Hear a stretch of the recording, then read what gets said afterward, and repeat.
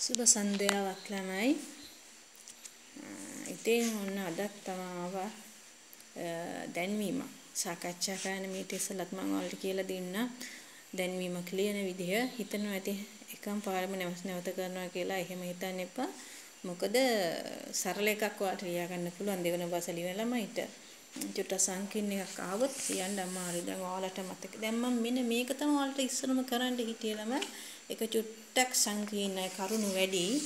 ඒක තමයි ඒ වගේම ප්‍රශ්නයක් මම මෙතන තෝරගත්තා. තෝරගෙන තමයි පළවෙනි දැන්වීම මම ඔයාලට ලියන හැටි කියලා දුන්නේ. ඒකදී මාතෘකාව දැම්මා, වෙලාව, ඊට පස්සේ පැවැත්වෙන දිනය, කාය ප්‍රධානත්වයෙන් පැවැත්වෙන්නේ කොහෙද පැවැත්වෙන්නේ කියලා දාලා මේ තරංගාවලියට හැමෝගෙම සහභාගීත්වය අපේක්ෂා කරේ කියලා ලියනවා.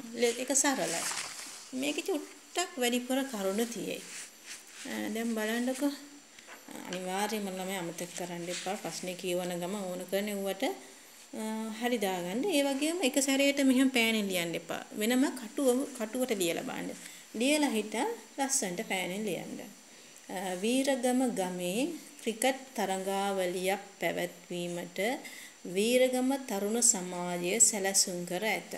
දැන් මේ වීරගම ගමේ තමයි මේක පැවැත්වෙන්නේ. වීරගම කියන කෙන්ඩෝනේ අර පැවැත්වෙන ස්ථානයත් එක්ක මේක එකතු කරලා ලියන්න පුළුවන්. මොකද්ද පැවැත්වෙන්නේ? ක්‍රිකට් තරඟාවලියක් පැවැත්වෙනවා. මේක සැලසුම් කරන්නේ කවුද? වීරගම තරුණ සමාජය. තරඟාවලිය පැවැත්වෙන දිනය 2016 පෙබරවාරි 16 වෙනිදා. ඒතර මේ ක්‍රිකට් තරඟාවලිය පැවැත්වෙන්නේ 2016 පෙබරවාරි 16. එකක් කියන්න ඕනේ මේක ළමයි දෙවන පස සිංහල 2015 ඕලෙවලට ආව ප්‍රශ්නයක්.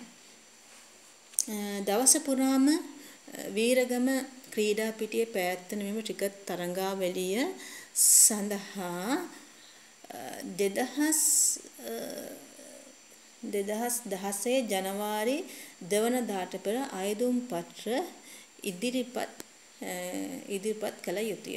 දැන් කවුරු හරි මේ ක්‍රිකට් තරඟාවලියට සහභාගී වෙන්න කැමැත්තෙන් ඉන්නවනම් මොකද කරන්න ඕනේ? ජනවාරි 2 වෙනිදාට ඉස්සෙල්ලා ඇප්ලිකේෂන් බාර දෙන්න ඕනේ. ඉදිරිපත් කරන්න ඕනේ. ඉහත විස්තර සහිතව ක්‍රිකට් තරඟාවලිය පිළිබඳව ප්‍රදේශවාසීන් දැනුවත් කිරීම සඳහා සුසු දැන්වීම සකස් ගන්න. දැන් මේනේ ළමයි දැන් දෙයක් කියන්නේ දැන් අපි දැන් මෙතන ඉරිගා ගත්තා. මොකද්ද පැවැත්වෙන්නේ? කොහෙද පැවැත්වෙන්නේ? කවුද සැලසුම් කරලා තියෙන්නේ? පැවැත්වෙන දිනය මොකද්ද? දවස පුරාම පැවැත්වෙනවා. කොහෙද පැවැත්වෙන ස්ථානය කියලා ඒත් එක්කම මෙන්න මේකත් ඇතුළත් කරන්න ඕනේ.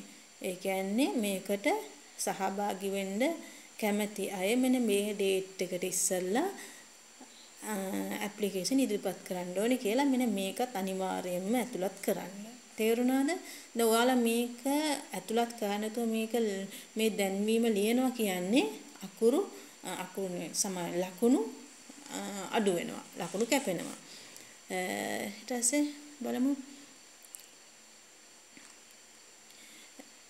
ඉහත විස්තර සහිතව ක්‍රිකට් තරඟාවලිය පිළිබඳව ප්‍රදේශවාසීන් දැනුවත් කිරීම සඳහා සුදුසු දැන්වීම සකස් කරන්න. දැන් මෙයාලා දීලා තියෙන විස්තර ඔක්කොම ඇතුළත් කරලා මොකද කරන්න ඕනේ? ගමේ ඉන්න අය දැනුවත් කරන්න දැන්වීම සකස් කරන්න ඕනේ.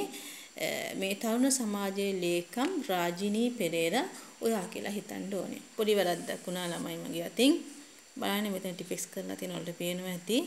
දැන්වීමයි කියලා දාන්න අමතකුණා. දැන්වීමක් ලියනකොට අනිවාර්යයෙන්ම දැන්වීම කියලා දාන්න ඕනේ. අනිවාර්යයෙන් මෙතනින් මෙහෙම මේ බොක්ස් එක මෙතනින් මෙහෙම වෙන්න ඕනේ ළමයි. මට ඉඩ මදි. දැන්වීමයි කියලා මැදින් දැම්මා. ඊට පස්සේ මොකද්ද මාතෘකාව? මහා ක්‍රිකට් තරඟාවලිය.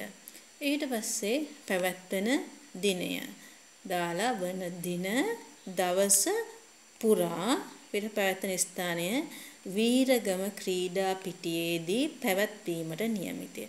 ආරයාගේ ප්‍රධානත්වයෙන් මෙයාගේ ප්‍රධානත්වයෙන් කියලා මොකුත් දීලා නැහැ.